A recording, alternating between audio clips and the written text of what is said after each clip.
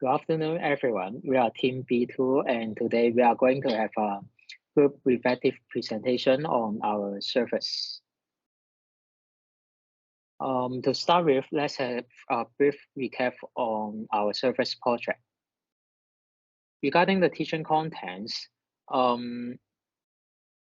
first, our workshop introduced the basic components required for building a robotic car. We explain the functions of each component while emphasizing the safety when working with electrical components.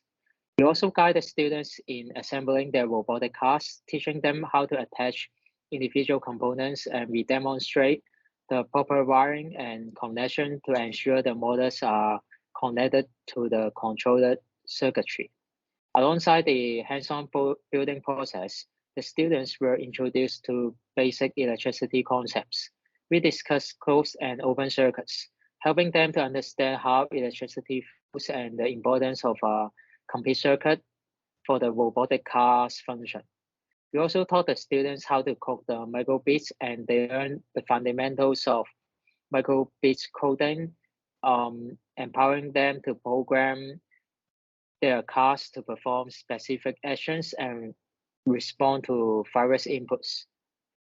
In addition to the technical skills, we prioritize teaching effective communication with the elderly. We emphasize respect and empathy when interacting with the elderly and discussing strategies for building meaningful connections and foster the positive relationships. Besides, we provide health information to both students and the elderly. We focus on raising the awareness about Alzheimer's disease, covering its cause, removing the associated stigma and prevention methods, and also the relationship between our competition and the related disease. We highlight how the games and the activities can help prevent or delay its onset. So concerning the final products, our workshop boosts students' self-confidence and motivate them to learn actively.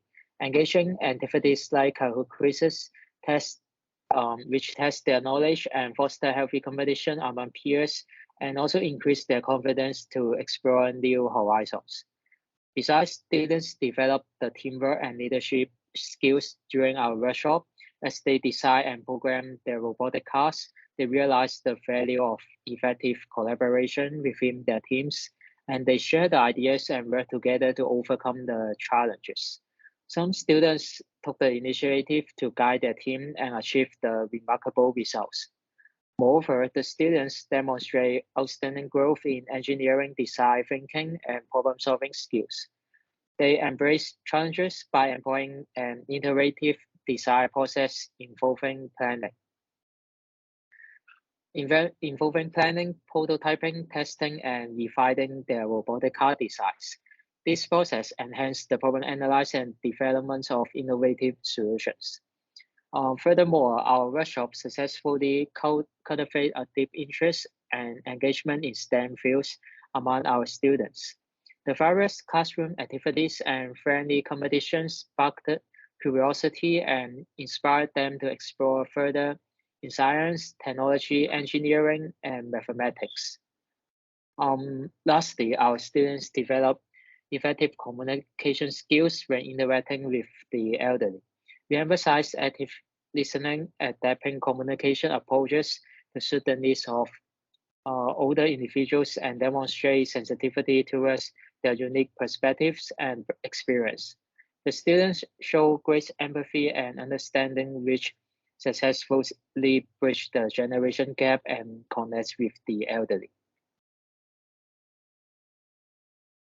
Thank you, Aidan. And I'm going to talk about the impacts on our service recipient. And before the project start, we have asked the student to reflect on various aspects of their skills, knowledge, and attitudes. And they rated themselves on a scale from 1 to 10, with 10 being the highest. And after a few weeks, they have done the survey again, and we have noticed that across the result, the average rating across all learning outcomes have increased by 1.5 points on average, and it shows that our students have achieved different skills, knowledge, and attitude during the activities.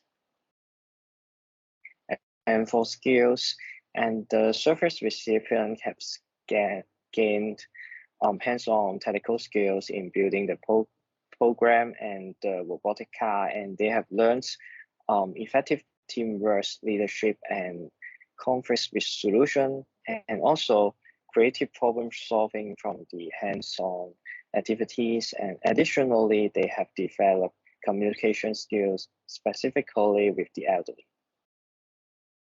And for the knowledge, the student had the opportunities to explore and apply STEM concepts to the real world problems and enhance their understanding of STEM.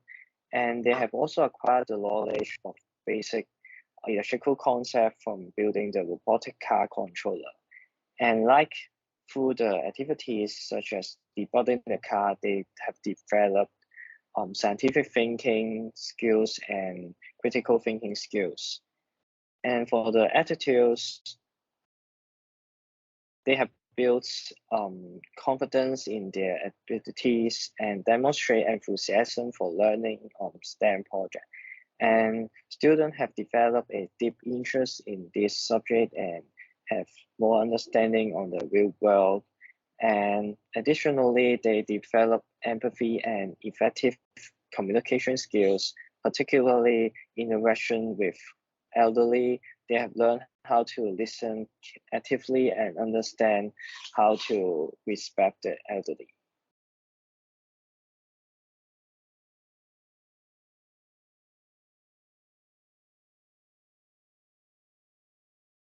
Hi, my name is Feng Yue, and I'm going to introduce the importance of STEM education.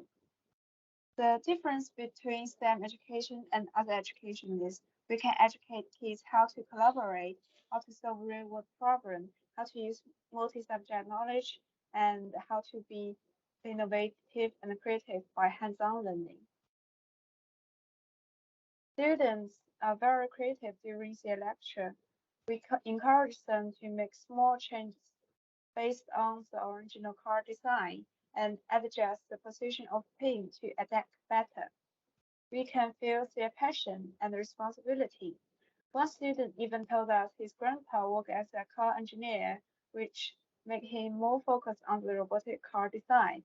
We believe this passion can help their future study. Collaboration is the core of STEM lessons. Students learn how to be patient, how to communicate with others, and how to control their emotions. For example, in the first competition day, a young student in our class cried for the flying order in the competition and his recent bad luck. Another old boy jumping around him and tried to make him laugh. To comfort the young student and teach the older student how to use a better way to show his love and kindness. They performed very well in the next competition day. We believe this is an opportunity for friendship to grow and for them to learn how to deal with personal emotion during the group activities. We believe that more time needed for the education and that STEM may be more integrated with regular courses. For example, in a class, our children suddenly become interested in the length of desk and began to calculate some data. I feel that he was very interested in the applying of the knowledge he had just learned. I was thinking that maybe more simple and free proposition would make they have more joy in exploring. Thank you, Dorian. Let's talk about the observation with primary school students and the elderly. Our primary observation during this session was quite revealing. We noticed a common tendency for students to leave their seat, with one incident particularly standing out. A student unexpectedly lie on the ground, an action which quickly promoted others to follow, leading to a pause in our structured activities. This was not an isolated behavior, but rather a collective response, signaling a need for us to adapt. Upon reflecting on the reasons behind these behaviors, we considered the cognitive development of children in this age group.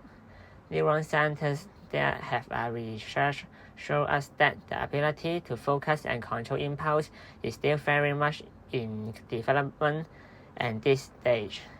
Additionally, the classroom environment, which is numerous stimuli, can sometimes be more distracting than engaging. And not to be overlooked is the mismatch in learning style. Some students have more kinetic energy. They need to move to learn, which means our traditional teaching methods may not be most effective for them.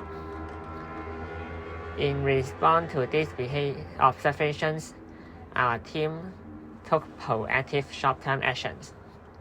We implemented scheduled breaks to give students the necessary time to move and reset.